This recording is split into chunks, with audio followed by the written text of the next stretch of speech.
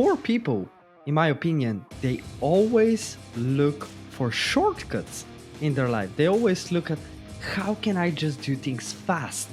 And on top of all that, they think that every rich person has cheated their way onto making their money. We're talking about why poor people stay poor and why only 1% succeeds. Why does only 1% live out of the metrics? And so it is extremely important for you to understand how you can literally, with this one episode, change your life. So if you're someone who wants to live a better life, who wants to become rich eventually, this episode is for you. Now, the first thing that we want to cover is the common traits of poor people. Why poor people actually have become poor, and why are they not ever changing? And what are the things that they keep on doing on a daily basis that keeps them in that exact same position? And Robert, one of the things that has always stood out for me, and I used to do it, okay, whenever I used to be super poor, I went to university with $140. And one of the things that I was always thinking is, hey, like all of those rich people, they must know something that I don't. And they must have cheated their way up to becoming rich. And I was thinking in my head, what's the cheat code? What is the shortcut? What is like the silver bullet in order for me to also get rich? And so poor people, in my opinion, they always look for shortcuts in their life. They always look at how can I just do things fast? And on top of all that, they think that every rich person has cheated their way onto making their money, which now I know it's not true.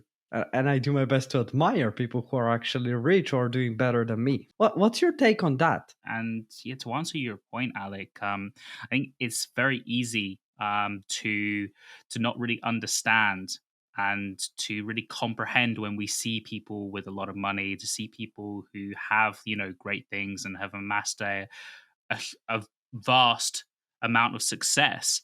And so it's easy to look from the outside and say, yeah, they probably found a loophole in the system. And the reality is a lot different. Sure, like we can speculate, but you don't know the truth. There are some people who have worked their entire life to get to where they are. There are other people who had to go through vast mental shifts and life changes in order to get in the position of where they're at. And so we can never place our own assumptions on somebody else's journey. And so it's important to actually do the digging and understand, how did they actually get there? What was their journey?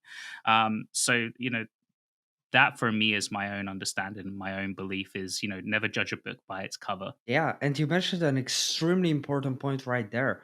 Instead of envying, instead of judging as a whole people who are ahead of you, I would study them and I would really understand the psychology behind it. What are the actions that they take? What is it that they do that makes them great? Because listen, if someone is making more money than me, it means that they're doing something that I'm not, that I need to know about. And so I would rather even befriend them. I would rather study them. I would rather buy the stuff that they offer. I would rather get as close to the knowledge that I desire to have. Right? Eventually, if I want to go from poor to rich and someone is ahead of me and they're my mentor, right? You should never look at them and say, like, maybe there is a shortcut that they took. Maybe they just did it in X, Y, and Z. No, forget about judging them and start studying them.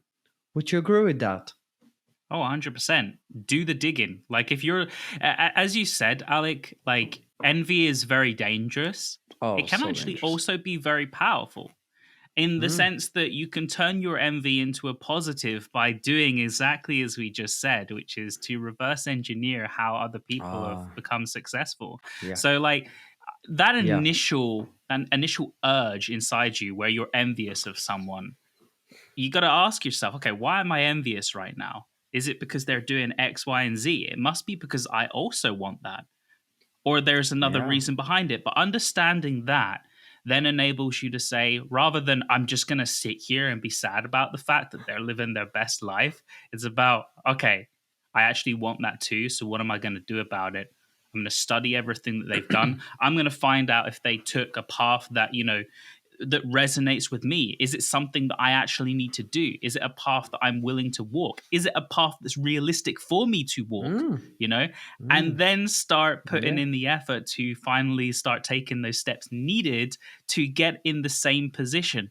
And as you said, Alec, as well, which is a really, really phenomenal point, is to, kind of let go a little bit of your ego and say, maybe connect with them. Because rather sitting there being envious of them, they may be willing to give you some of the best pieces of advice that you need in order to move along in your journey.